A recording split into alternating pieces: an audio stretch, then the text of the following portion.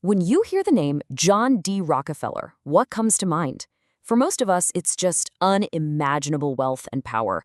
But the man himself is one of the most polarizing figures in American history. He really lived two completely different lives.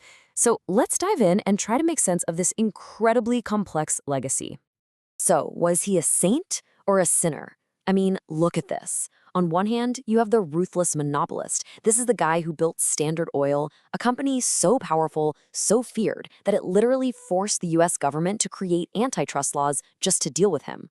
But on the other hand, you have America's greatest philanthropist, the man who basically invented the way modern charity works.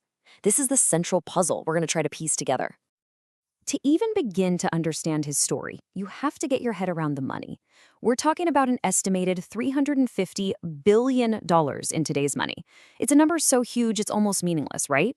But that fortune gave him the power to not only build an empire, but later to try and reshape the entire world. So how on earth did he make all that money? Well, we have to start with his first life, the life of the empire builder. This is the story of how one company, Standard Oil, came to dominate almost every corner of the American economy. And look, his own biographer, Ron Chernow, puts it pretty bluntly.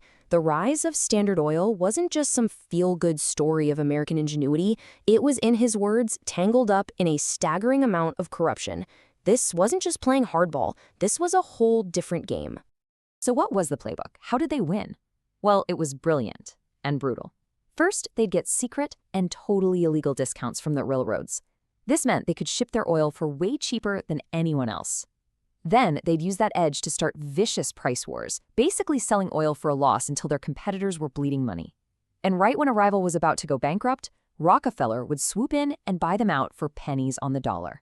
The end goal was simple: total and complete control. But the dark side of this empire wasn't just about financial schemes. It directly impacted the lives of thousands of workers, and it all came to a head in one of the most tragic and violent events in the history of American labor, the Ludlow Massacre. Okay, so here's what happened. Miners at a Rockefeller-owned company went on strike. The company kicked them and their families out of their homes, so they set up this huge tent colony. And on April 20th, 1914, the National Guard and private guards hired by Rockefeller's company attacked that camp of 1,200 men, women, and children. Now, this didn't just happen overnight. The strike had started months before, in late 1913, because of just horrific working conditions.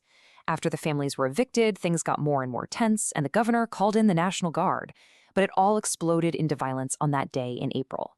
And in response to the massacre, the miners fought back, leading to what was basically a 10-day-long war across southern Colorado.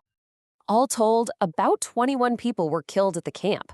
But the detail that horrified the entire nation was this: 2 women and 11 children had hidden in a pit under their tent to stay safe. But the tent was set on fire, and they all suffocated. It was an absolute tragedy that would stain the Rockefeller name forever. But right as the public outrage over things like Ludlow was hitting its peak, a totally different John D. Rockefeller was starting to appear. And this brings us to his second life, a life defined not by taking, but by giving. The question, of course, is, was this a real change of heart? Or was it just the world's most brilliant PR campaign to save his reputation? Now, the story Rockefeller himself believed was that his giving was all rooted in his devout Baptist faith. He said he lived his life by this advice a priest gave him when he was young. Your job is to make as much money as you possibly can, and then your job is to give away as much of it as you possibly can. And here's the key. He approached giving away money with the same hardcore efficiency he used to make it. This wasn't just writing a few checks. He created a whole system. He used business strategy. He created huge professional organizations like the Rockefeller Foundation to manage it. And he aimed to solve problems on a global scale. And just look at the scope of it. It was breathtaking. Massive amounts of money went into public health, literally wiping out diseases. He poured fortunes into medical research and education, creating brand new universities. And on top of that, he made huge contributions to the arts and to the conservation of nature. And the impact is just undeniable. He basically created the University of Chicago out of thin air. His money was key to fighting horrible diseases like hookworm. He pushed for education for everyone, quote, without distinction of race or sex, a pretty forward-thinking idea for his time. And he saved huge, beautiful landscapes for all of us. In fact, if you have ever been lucky enough to visit incredible national parks like Grand Teton or Acadia, you actually have the Rockefeller family to thank.